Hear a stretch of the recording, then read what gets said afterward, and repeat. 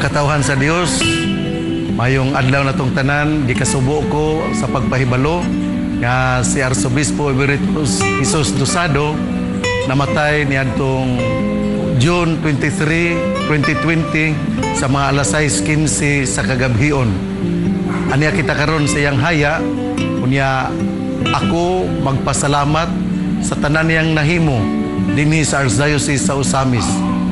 Gitudlo siya nga obispo sa Osamis ngadtong July 29, 1981. Pero mihimo siya sa tuma posisyon, miabot gyud diya diri sa Osamis niadtong September 1, 1981. Unya gitudlo siya nga arsobispo sa Osamis niadtong Enero 24, 1983 ug nahimo gyud siya mihimo sa siyang installation sa pagka-arsobispo niadtong April 10, 1983. Si Arsobispo Jesus Dosado natao niadtong September 1, 1939. Taga Sugod, Sugbo siya. Nahimo siyang pare sa Mayo 28, 1968. Nahimo siya nga auxiliary bishop niadtong October 31, 1977. Ug gyud pagka-obispo niadtong January 25, 1978. Sa iyang pagka-auxiliary bishop, human sa usa ka tuig, gibalhin siya sa Cagayan de Oro. Nahimo siya nga auxiliary bishop niadtong June 4, 1979 sa Cagayan de Oro. Unya gi-appoint siya pagka-obispo sa wala pa mahimong Archdiocese ang Osamis, sa gi-appoint siya isip obispo sa Diocese of Osamis niadtong July 29, 1981 ug mituma posisyon sa September 1, 1981 ug nahimo siyang primerong arsobispo sa Archdiocese sa Osamis niadtong January 24, 1983. Sa ato pa diay nag-alagad siya sulod sa 35 ka tuig dinhi sa Archdiocese sa Osamis. Natapos man ang iyang termino niadtong Oktubre 4, 2016. Ato gyud nga iampo ang ato nga Arsobispo Emeritus Jesus Dosado. Pasalamat kita sa iyang ministry isip obispo unang magtutudlo sa Archdiocese sa Osamis.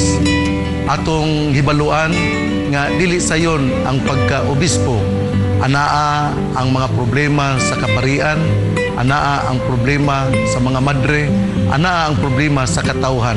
Ang problema para sa mga kaparian dili lang nga walay pare, kundi anaa pud ang problema sa mga badlungon nga mga pare. Apan daghan gyud kaayo ang mga matinud-anon nga mga kaparian. Busa inyong nakita karon ang haya ni Arsobispo Jesus Dosado.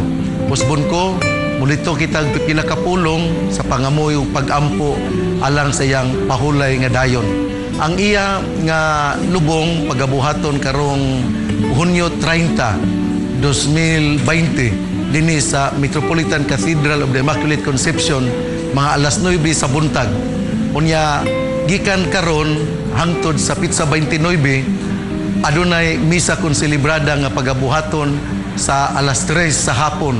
Ang alas 3 sa hapon mao ang oras diin ang mga kaparian muhimo sa konselebrada alang sa Novena Mass para kang Arsobispo Jesus Dosado. Sa dili pa ang misa sa alas 3, adunay pagabuhaton nga nobina sa mga patay sa mga alas 2:15 sa hapon. Usa hangyon ko kamo nga mo apil kita agi og pasalamat sa iyang ministry, muduyog kita, mo ampo kita kaniya. Unya human dinhi moadto ako sa lugar diin ilubong ang atong minahal pinangga nga Arsobispo kanhi sa Archdiocese sa Osamis. Ang ato nga pinangga nga Arsobispo nga namatay si Arsobispo Jesus Dosado atong ilubong sa Metropolitan Cathedral of the Immaculate Conception. Inigsud yun nato sa cathedral, ana yun sa right side sa may bagtinganan. Busa karon musulod kita aron atong tan-aon, atong ipakita asa ilubong ang ato nga midangga minahal nga Arsobispo Jesus Dosado. Inyo nakita nga gihimo pa kay gidali kini paghimo alang sa iya nga lubnganan Mao kini ang lubnganan ni Arsobispo Jesus Dosado. Diin siya ilubong karong Hunyo 30, 2020 sa mga alas 9 sa buntag. Inautunta nga ato siyang iampo atong ipangamuyo ang iyang pahulay nga dayon. Pahulay nga dayon ihatag kaniya o Ginoo ug ang kahayag nga walay pagkapalong magdanag unta kaniya hangtod sa kahangturan. O Ginoo, ako nangalmuyo nga unta imong pasayloon ang mga sala ni Arsobispo Jesus Dosado samtang buhi pa siya. Sa iyang pagkatao, doon na siya mga kakulangon. Inautunta nga siya imong pasayloon. Kay ang tanan nga mudangop kanimo, imo manggayong hatagan sa kaluwasan. Ako nangamuyo sa iyang pahulay nga dayon. Sa ngalan samahan sa Anak ug sa Espiritu Santo. Amen.